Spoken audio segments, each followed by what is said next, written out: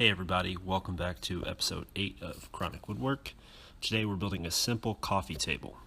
Here we go. As always, the first step is just laying out a design. This is based off my buddy's input. This is going to be the coffee table for his first apartment. The next step is putting those measurements onto the lumber and just roughing them out at the chop saw. And for those of you who are unorganized like me, I find it helpful to lay them out as I go to ensure I'm making the right cuts. The next step is drilling all the pocket holes for the table, whether that's the legs or actually putting the tabletop together. I'll go ahead and say now there's a lot of fine woodworkers who hate pocket holes, but for those of you who are new to building or want to get into it, I'd really highly recommend picking up a Craig jig. As far as utility per dollar spent, it's probably the best tool I've bought to date. If any parts of your table just feel like they're not very square, you can go ahead and square them up now on the table saw, and then that will allow you to quickly and easily do the final assembly of the tabletop.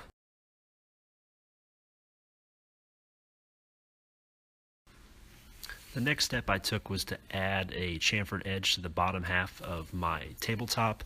This is definitely an optional step. I haven't had a lot of experience with a power hand plane, so it's something new I wanted to try. If you are new to the game, I'd recommend skipping it, but it's worth a shot. And then the next step was just doing a round over on the tabletop.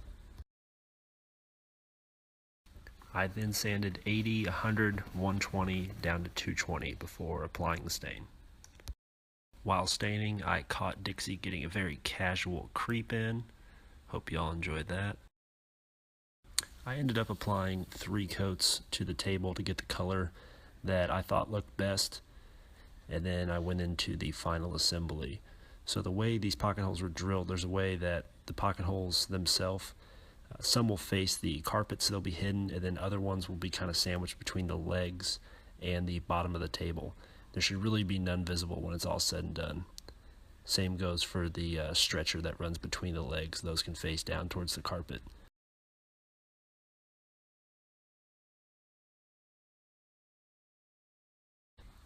And then the next step will just be to align the tabletop and secure it to the legs with some screws.